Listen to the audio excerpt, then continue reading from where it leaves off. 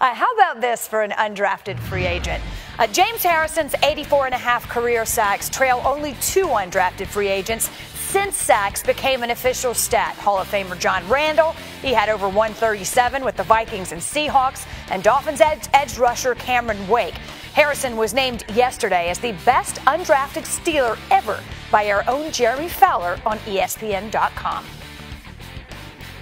James Harrison is with us now, and he's literally at the gym getting treatment as we speak, which is multitasking at its best. That was good, James, Tom. Here's the thing, though, buddy. You retired. I didn't think you had to do that, at least not right now. Didn't you take a break? It's not so much a break. I retired from playing football. I haven't retired from taking care of myself and working out. That's something I'm going to try and do for the rest of my life as long as I'm healthy enough to be able to do it. Certainly makes a lot of sense. James, let me ask you, what were the factors that weighed into your decision to say enough was enough?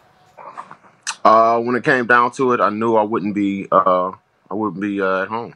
My boys are in Pittsburgh, and they have a lot of activities now that go on the weekends, and that's something that I would definitely miss. And they're getting to the point to where they're begging me to play contact football. And for them to play contact football, I need to be there and make sure they're doing things right and they're being taught the proper way and learning the proper way to hit and take a hit. So, they're 8-10 and it's getting too close to where they'll be so far behind that I don't think it would be, safe for them to try and jump into contact sport at, a high school level when you got kids that have been doing it for, 4 or 5 years. It certainly makes a lot of sense. Things end the way they end, and so many people still associate you with the Steelers, and you make your home in Pittsburgh. What's your relationship with Pittsburgh like now? I mean, it was a business decision. I mean, I have no ill feelings toward Pittsburgh, towards the Steelers, towards the Rooneys, towards any of the coaches. They made a decision that was based on what they felt was best for the organization. And after that decision was made, I made a decision that was based on what was best for me and my family at that time. I'll ask you about Tom Brady in just a minute, but first, you played for Bill Belichick. James, how do you describe that? What's that like? It's a little different. It's discipline. So if you're a guy that doesn't like discipline and organization, it wouldn't be a place for you. I mean, it was easy for me. I mean, I have no problem with following rules or discipline.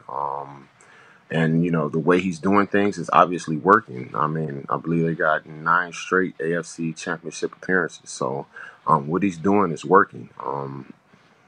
Like I said, I had no problem with it. I think he's doing a great job, obviously, just from looking at their records.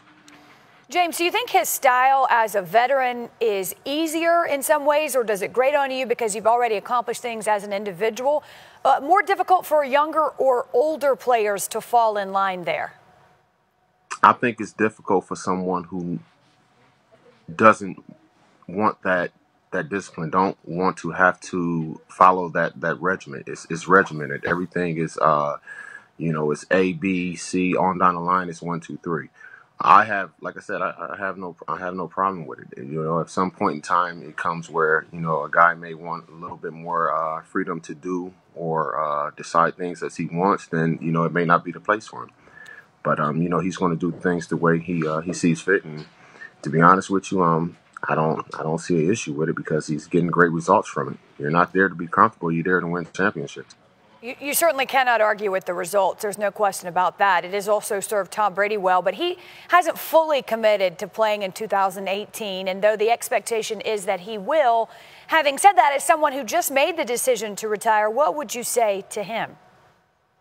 I couldn't say anything to him because each individual it's up to them, what they want to do and what is going to go into the decision of them either playing or not playing. When I first got there, the first person I saw was Tom. To be honest with you, I wanted to hate this guy, because I played against him for so long, and I'm like, I hope he's like a real a-hole, so I can hate him, so I can have a reason. And as soon as I walk in there, man, first guy there, smiling, joking, the ultimate teammate. I was only there for a few months, but Tom, he talked to everyone. He related to everyone, you know, from practice squad guy to, you know, a guy like me that's been in the league for 15, 16 years. So, you know, he's a great guy.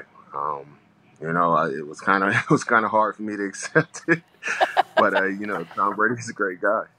No such luck, James, not this time. Well, again, congratulations, a great career, and best of luck to you and your young boys. Thank you.